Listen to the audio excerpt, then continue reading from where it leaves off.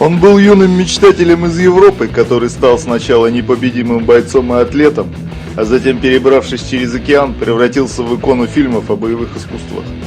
Человек, который поднялся к вершинам всемирной славы, а затем снова на многие годы ушел в забвение. Герой, который, несмотря ни на что, смог вернуться на экраны и снова обрадовать своих фанатов. В конце 80-х, начале 90-х Жан-Клод Ван Дамм был частью волны, которая превратила профессиональных спортсменов в звезд кинематографа. Фильмы, такие как его дебютный «Кровавый спорт», имели небольшой бюджет, были легки в производстве и приносили огромный доход. Казалось, у Ван Дамма есть все шансы для того, чтобы превратиться из персонажа дешевых боевиков в звезду крупнобюджетных блокбастеров. Но вместо этого волна экшн-кинематографа схлынула, оставив на мели многих знаменитостей, в том числе и нашего героя. Давайте попробуем разобраться, что же все-таки произошло. Жан-Клод Камиль Франсуа ван Варенберг родился 18 октября 1960 года в Бельгии, в пригороде Брюсселя. Его отец был по национальности валлоном, то есть франкоязычным бельгийцем, а мать фламандкой. Эжен ван Варенберг работал счетоводом и владел магазином комиксов, а его жена была флористом. В общем и целом, Жан-Клод рос во вполне счастливой семье, но единственное «но» – он был очень худым и физически слабым ребенком. На старых фотографиях в своих очках он, как вспоминали родные, напоминал рассерженного утенка. Наконец его отец заметил этот прискорбный факт и отвел к тренеру по карате по имени Клод Гетц. Так началась его карьера в боевых искусствах. После долгих и упорных тренировок в 15 лет Ван Дамм начинает выступать на соревнованиях. Жан-Клод Ван Дамм был членом сборной Бельгии, когда его команда одержала победу на чемпионате Европы по карате в 1979 году. Затем, по совету своего учителя, Жан-Клод начинает участвовать в соревнованиях по полноконтактному карате. С 1977 по 1982 год он одержал 18 побед, в том числе над чемпионом Бельгии Патриком Тейгельсом и чемпионом Англии Майклом Хеммингом. В перерывах между боями наш герой умудрился выиграть титул мистер Бельгия по бодибилдингу, заиметь свой собственный спортивный клуб и даже поговаривают, что он вполне серьезно занимался балетом. Но всего этого молодому чемпиону было мало. Он мечтал стать настоящей звездой, а в то время такую надежду давал только кинематограф. И в 1982 году Жан-Клод вместе со своим другом Мишелем Киси уезжает в США. Молодым искателям приключений в первое время было непросто. Жан-Клод работал курьером, давал уроки карате, стелил ковролин, был водителем лимузина, спарринг-партнером и охранником в ночном клубе. Тогда же и появились его первые маломальски значительные роли. Например, гея-каратиста в фильме «Монако навсегда» или жестокого русского кикбоксера Ивана Крашинского. Именно тогда Жан-Клод меняет свое имя с труднопроизносимого Варенберг на Ван Дамм. Вообще «Не отступать и не сдаваться» был весьма интересным фильмом для тех времен. Во-первых, фильм снимал не кто-нибудь, а гонконгский режиссер Кори Юэнь, сподвижник и однокашник Саммо Хуна и Джеки Чана. К тому времени на счету Кори было множество ролей в азиатских боевиках, а как режиссер он уже снял такой фильм, как «Ниндзя в логове дракона». Впереди были такие хиты, как «Над законом», «Драконы навсегда» и «Транспортер». Можно сказать, что Жан-Клод попал прямо по адресу. Его умения и таланты ярко раскрылись в этой роли. Не обошлось, правда, без курьезов. Ван Дамм в те времена был весьма далек от сценического боя и нокаутировал парочку своих партнеров.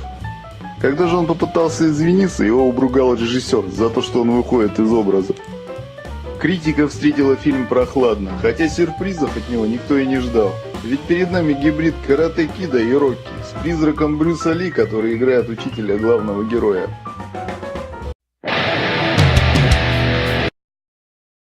В 1987 году Ван Дамм принимает участие в съемках фильма «Хищник». Правда, играть ему пришлось главного злодея, причем не просто играть, а носить специальный костюм, созданный мастерами спецэффектов. Предполагалось, что Жан-Клод в костюме хищника будет использовать приемы боевых искусств, представляя собой что-то вроде инопланетного ниндзя. Затем концепция фильма изменилась, и Ван Дамма заменили на более крупного парня. Все, что осталось, это пара кадров в качестве пилота вертолета за секунду до взрыва. В 1988 году наступил долгожданный прорыв в карьере молодого бельгийца. Вот как это произошло. На выходе из калифорнийского ресторана Жан-Клод неожиданно встретил продюсера Менахема Голана, короля фильма в категории «Б». Не растерявшись, Ван Дамм продемонстрировал ему пару ударов и получил главную роль в новом фильме «Кровавый спорт». Ван Дамм играет американского военного, который тайно участвует в подпольном соревновании по боевым искусствам, вопреки желанию своего начальства. Армия посылает за ним 2 офицеров с задачей вернуть его назад, потому что он, видите ли, слишком ценен для того, чтобы подвергать себя риску. Кровавый спорт был якобы основан на реальной истории. Так заявил американский каратист Фрэнк Дюкс, который клялся, что тоже служил в армии и участвовал в том же самом кумите. Все эти рассказы, конечно, не имеют ничего общего с правдой. Газета «Лос-Анджелес Таймс» выяснила, что организация, которая, по словам Дюкса, проводит турнир, базируется в доме самого Фрэнка Дюкса. Также газетчики умудрились раздобыть чек на Кубок Чемпиона, который, оказывается, был куплен в местном магазинчике. Дюкс же заявил, что все это козни конкурентов и чек сфабрикован, чтобы его дискредитировать. Дюкс был постановщиком боев на съемках и, увидев Ван Дамма, решил, что чемпион Европы недостаточно хорош, чтобы его изображать. Поэтому он подверг артиста изнурительному 3-месячному курсу тренировок, который Ван Дамм вспоминает как самый трудный в своей жизни. Также в фильме вы впервые можете увидеть ягодицы главного героя, трюк Брюса Ли с монетой, и здесь впервые сыграли Мишель Киси и Бола Янг. Фильм стал кассовым хитом и вызвал к жизни 3 продолжения, хотя сам Ван Дамм получил от критиков «Золотую малину», как самая худшая новая звезда. После этого последовали съемки в очередном дешевом боевике, где Жан-Клод снова сыграл очередного плохого русского. В «Черном орле» Шо Косуги пытается вернуть секретное лазерное устройство с упавшего самолета, и, конечно же, помешать его может только агент КГБ в исполнении нашего героя. Затем наступило время для очередного рубежа в карьере. В 1989 году на свет появился Киборг. Действие фильма разворачивалось в постапокалиптическом будущем, опустошаемом таинственной чумой. Ван Дамм играет героя, который получил задание спасти киборга, который хранит в себе противоядие от болезни. За ними охотится банда негодяев, которые хотят получить лекарства для себя. В то время компания Canon Films собиралась снять продолжение фильма «Властелины вселенной» и «Человек-паук». Режиссером обеих лент был назначен и утвержден Альберт Пьюн. Затем у компании начались финансовые проблемы, и она потеряла права на сиквелы. Поскольку $2 миллиона были уже вложены в декорации и постановку, Пьюн выступил с идеей снять фильм, который хоть как-то позволил бы окупить производственные затраты, и умудрился создать сценарий «Киборга» всего за неделю. Фильм, как обычно, не понравился кинокритикам, но собрал хорошие деньги в прокате и породил 2 продолжения, в одном из которых даже умудрилась сняться молодая Анджелина Джоли. В том же году Ван Дамм снимается в главной роли в новом боевике «Кикбоксер». И снова он играет западного парня, сражающегося на турнире по древнему боевому искусству и преодолевающего невероятные трудности. Но в этот раз он собирается отомстить за своего брата, парализованного на ринге ударом тайского чемпиона. И как обычно, Жан-Клод шлифует мастерство муай-тай сквозь длинную череду тренировочных сцен. Друг детства Ван Дамма, Мишель Киси, был сначала нанят в качестве постановщика боев. Но когда он узнал, что киношники ищут высокого парня с азиатской внешностью и сознанием боевых искусств, то он записался на кастинг и получил роль злодея Тонг По. Как мы уже говорили, Мишель был другом детства нашего героя, вместе с ним уехал в Америку на поиски счастья и позже не раз снимался в фильмах Ван Дамма. Рецензии на фильм были смешанными, несколько критиков заметили, что хоть фильм немного шаблонный, но все же это лучшая работа Ван Дамма. И не забудем, что именно этот фильм открыл миру тайский бокс и прославил его повсеместно. В 1990 году в фильме «Ордер на смерть» Жан-Клод сыграл канадского полицейского, работающего в тюрьме под прикрытием. В результате канадцу приходится выживать в весьма недружелюбном окружении, а в конце его ждет разборка со своим давним врагом, маньяком-убийцей по кличке Песочный Человек.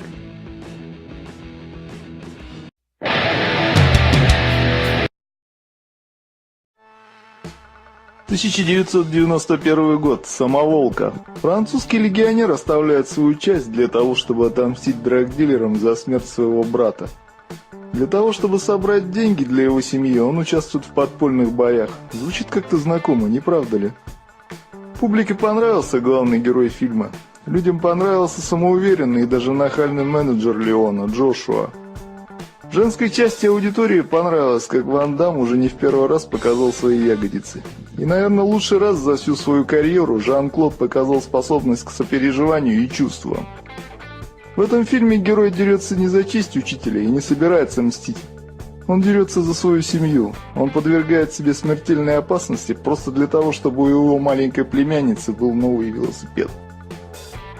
В те годы аудитория просто жаждала как можно больше Ван Дамма, и она получила его в двойном размере, когда в 1991 году на экраны вышел «Двойной удар».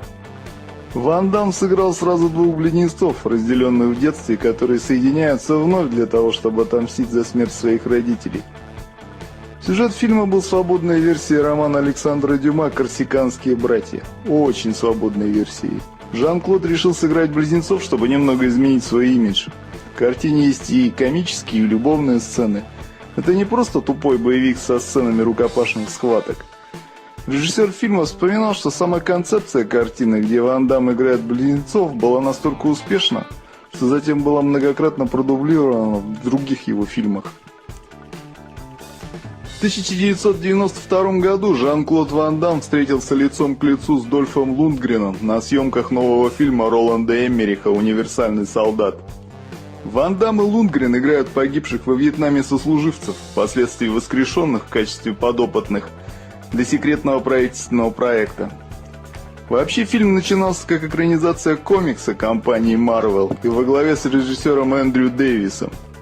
Затем, ввиду ограниченного бюджета, сюжет был изменен, и в режиссерское кресло сел Роланд Эммерих, которого в то время еще мало кто знал. В том же самом 1992 году на премьере фильма во время Каннского фестиваля между Ван Даммом и Лундгреном едва не вспыхнула драка. Правда, после всего один из актеров признался, что это была инсценировка в целях рекламы и продвижения блокбастера. Также фильм интересен участием в нем таких актеров, как Эдо Росс, Майкл Джей Уайт и Ральф Меллер. –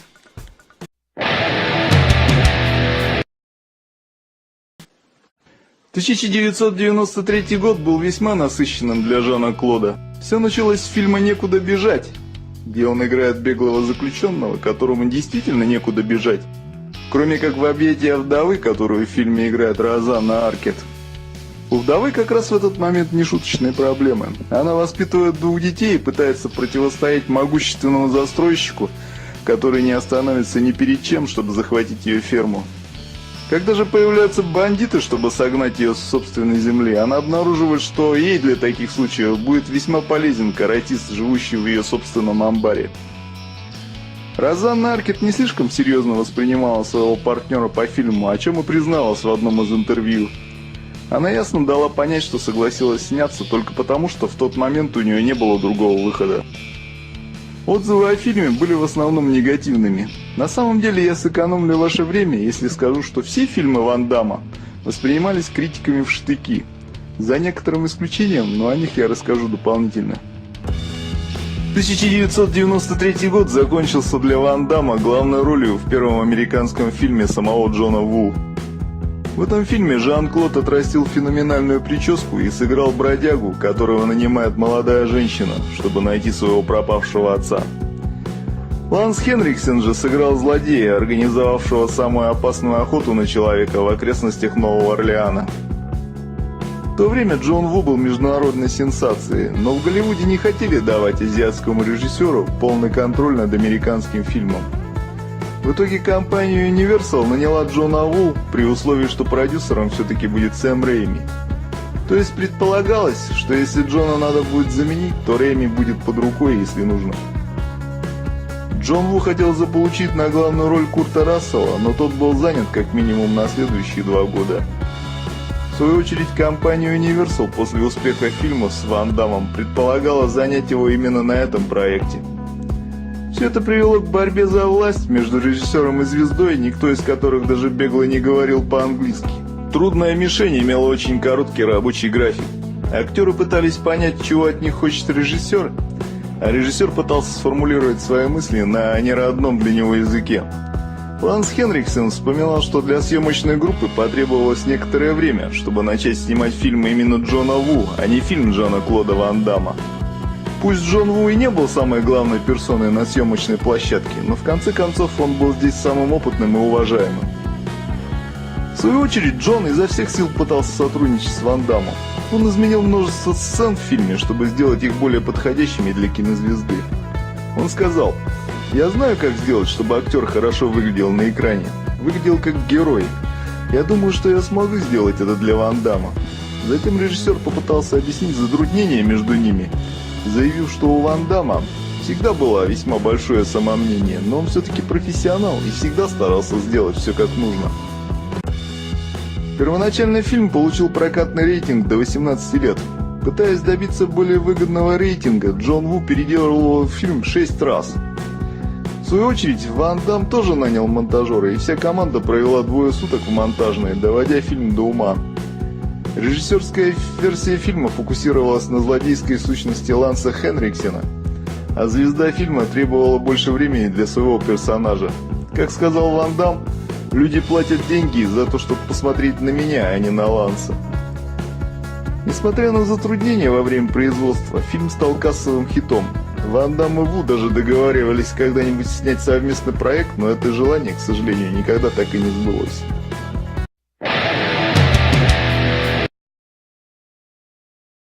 В 1994 году Жан-Клод сыграл в научно-фантастическом триллере режиссера Питера Хаймса «Патруль времени». События фильма разворачиваются в будущем, а конкретно в 2004 году. В 2004 году путешествия во времени уже стали реальностью, а также одновременно превратились в преступление. Поэтому полицейские будущего, среди которых и наш герой, пытаются контролировать временные каналы. Актриса Миа Сара играет жену Ван Дамма, которую убивают, когда он вступает в ряды сил по защите времени. Рон Сильвер играет политика, курирующего программу, и как все киношные политики, он невероятно подозрительный тип. Отзывы критиков на фильм были смешанными, но многие из них заметили, что эта работа Ван Дамма была лучше, чем обычно. «Патруль времени» стал самым кассовым фильмом Жан-Клода и преодолел отметку в $60 миллионов в США и 100 миллионов по всему миру.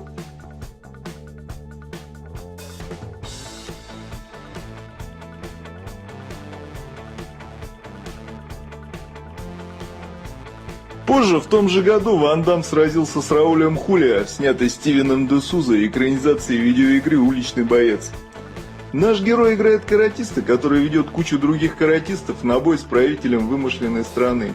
Ну да, как-то так все это выглядит. Вообще при просмотре фильма ничего невозможно понять. Даже видеоигра как таковая выглядит более осмысленно и логично. Снять кинофильм по мотивам компьютерной игры – невероятно сложная задача. Большинство такого рода попыток заканчивается ничем. Особенно трудно адаптировать файтинг, такой как «Уличный боец». Игра содержит множество персонажей, выполненных в рисованном стиле, и имеющих причудливую биографию, отличающую их друг от друга.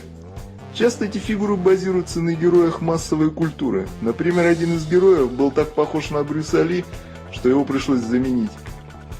Самое забавное в том, что позже Ван Дамм сам стал прототипом для Джонни Кейджа, персонажа игры «Смертельная битва». К сожалению, фильм стал последним для Рауля Хулиа, что стало совсем неподходящим завершением карьеры для хорошего актера. После его смерти фильм был посвящен его памяти. «Уличный боец» провалился в США, где он собрал около $30 миллионов, но международный прокат помог собрать еще 100 миллионов. Также фильм породил видеоигру по мотивам и анимационный сериал. Герои игры весьма походили на героев фильма, так что вы даже можете полюбоваться, как Рауль Хулиа вышибает дух из австралийской поп-звезды Кайли Миноуг. В 1995 году Ван Дамм снова обращается к режиссеру Питеру Хаймсу и снимается в триллере на хоккейную тему «Внезапная смерть». Он играет пожарника, канадца по происхождению. Вообще Ван Дамм сыграл множество канадцев, для того, чтобы объяснить свой странный акцент. Пожарник обеспечивает безопасность в Большом дворце спорта, в котором на тот момент проходит хоккейный матч. Затем группа террористов под руководством Пауэрса Бута берут всех в заложники, и, конечно же, Ван Дамму нужно будет спасти свою дочь. В принципе, чего еще можно ожидать от фильма с названием «Внезапная смерть»? В 90-е годы практически каждый боевик ассоциировался с «Крепким орешком», как с эталоном жанра. Скорость называли «крепким орешком на колесах», в «Осаде» был «крепким орешком на судне». «Пассажир 57», соответственно, был «крепким орешком в самолете». В итоге все завершилось кризисом идей, но «Крепкий орешек» на хоккейном матче – это было что-то новенькое. Сценарист фильма Рэнди Фелдман признался, что первая версия сценария создавалась им как пародия на «Крепкий орешек». Единственное, что осталось от первой версии, в финале схватка главного героя с бандитом в костюме талисмана команды. «Внезапная смерть» была одним из немногих фильмов Ван Дамма, получившим 50% одобрительный рейтинг критиков. Тем не менее, кассовые сборы были разочаровывающими. Только 20 миллионов США, к счастью, фильм отбился за рубежом. Через год Жан-Клод совершил свой режиссерский дебют с фильмом, рассказывающим о бойце, который выступает на секретном соревновании по боевым искусствам в глубинах Азии. Звучит чертовски знакомо, не правда ли? Можно даже сказать, что подобный сюжет был в доброй половине фильмов Ван Дамма. Но фильм «В поисках приключений», конечно же, совсем другое дело. Я даже назвал бы его историческим фильмом. Герой Жан-Клода похищен пиратами и продан подозрительному им капитану в исполнении сэра Роджера Мура. История была основана на воспоминаниях нашего старого знакомого, Фрэнка Дюкса. Дюкс получил свою строчку в титрах, но затем подал в суд на Ван Дамма, оценив ущерб в $1,5 миллиона и заявив, что у него украли незаконченный сценарий. Суд отклонил обвинение в 1998 году, а затем через год отклонил и апелляцию, так что Дюкс остался с носом. В том же году Ван Дамм снялся в американском дебюте Ринго Лэма под названием «Максимальный риск». Он играет копа, слишком поздно выяснившего, что у него, оказывается, есть брат-близнец. Но эти близнецы не собираются объединяться, чтобы мстить за родителей. Вместо этого мстить русской мафии за смерть брата будет один Ван Дамм. Он играет обеих персонажей, а его подругу играет Наташа Хенстридж. В 1998 году выходит фильм «Колония», где Ван Дамм сыграл вместе с Микки Рурком и Деннисом Родманом. Агент Джек Куин, провалив задание по поимке злодея Ставроса, его играет Микки Рурк, попадает в так называемую «Колонию», особую тюрьму для таких же, как он, бывших спецов. Джек должен бежать и, используя в помощь хитроумного торговца оружием в исполнении Денниса Родмана, освободить свою жену и сына. Перед нами очередной дебютный американский фильм азиатского режиссера. На этот раз это был Цуй Харк. Знаете, такого рода фильмы, особенно с интернациональным составом актеров и съемочной группой, могут быть немного странными. Но «Колония» — это просто безумие. Например, в конце фильма Микки Рурк стоит одной ногой на мине и одновременно дерется с бенгальским тигром. В то же самое время Родман и Ван Дамм спасают ребенка от взрыва, и в конце их всех спасает автомат с баночной кока-колой. Никто не желает ледяной шипучки. Отличный продакт плейсмент.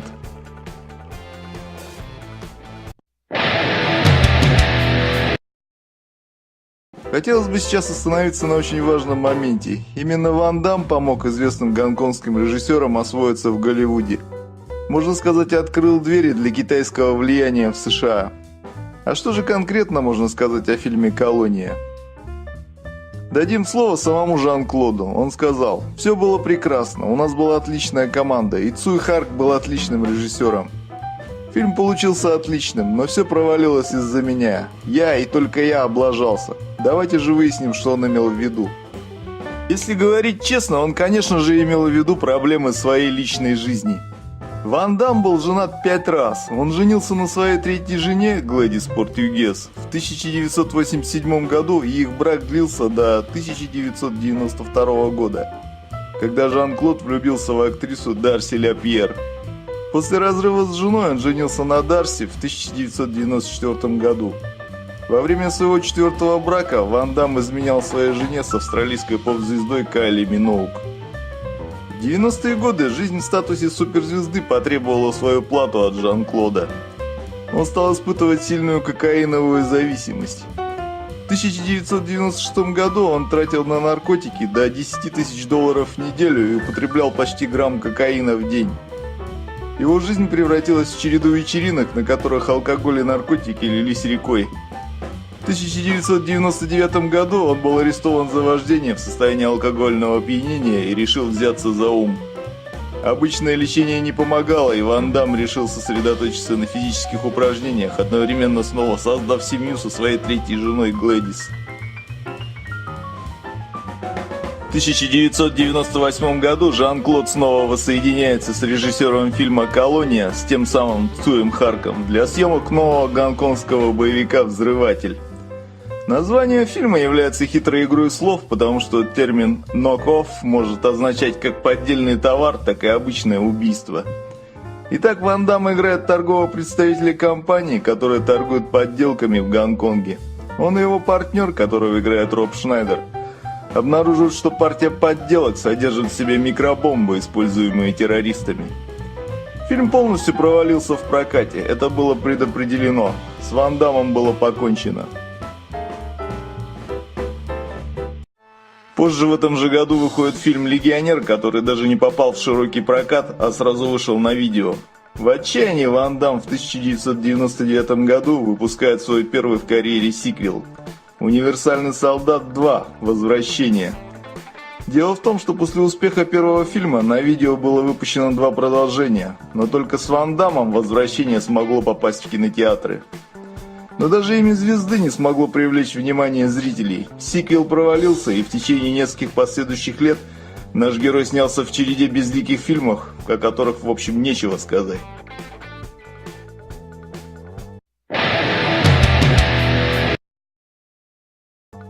Эта ситуация изменилась, когда в 2008 году вышла псевдореалистическая драма «ЖКВД». Да-да, вы не ошиблись, название фильма – это инициалы Жана-Клода Ван Дамма. Дело в том, что в этом фильме он играет вымышленную версию самого себя. Мы видим актера, переживающего трудные времена, который внезапно оказывается в местном банке во время ограбления. ЖКВД показывали на нескольких фильм-фестивалях, где он получил положительные отклики критиков. Ван Дамм сказал с экрана о себе правду, причем с такой откровенностью, о какой многие могут только мечтать. И эффект этой работы выглядит чрезвычайно достоверно. Большая часть зрителей не приняла этот фильм, но уважение критиков, пусть сквозь зубы и с оговорками, было все-таки завоевано. В 2010 году Ван Дамм еще раз воссоединился с Дольфом Лундгреном и снялся в продолжении «Универсального солдата». Несмотря на наличие 2 оригинальных звезд, фильм не добрался до кинотеатров и вышел сразу на видео. В 2012 году Жан-Клод неожиданно вернулся на большой экран в блокбастере «Неудержимые 2». В 2010 году первая часть «Неудержимых» вполне ожидаемо стала хитом. Сильвестр Сталлоне созвал под свой флаг целую кучу звезд из прошлого, и зрители сгорали от желания их увидеть. Согласно рассказу Сталлоне, сначала Ван Дамм отказался участвовать в фильме, потому что не хотел проигрывать бой на экране. Но после успеха первой части Жан-Клод все-таки решил принять участие в съемках. Ему не понравилось то, как была поставлена схватка между ним и героем Сталлоне в конце фильма. Первоначально предполагалось, что злодей развернется и бросится бежать после непродолжительной схватки. Но затем с разрешения Сталлоне Ван Дамм нашпиговал сцену тем, что, по его мнению, люди хотели бы видеть. Наверное, он все-таки был прав, но его самолюбию это, конечно, тоже помогло.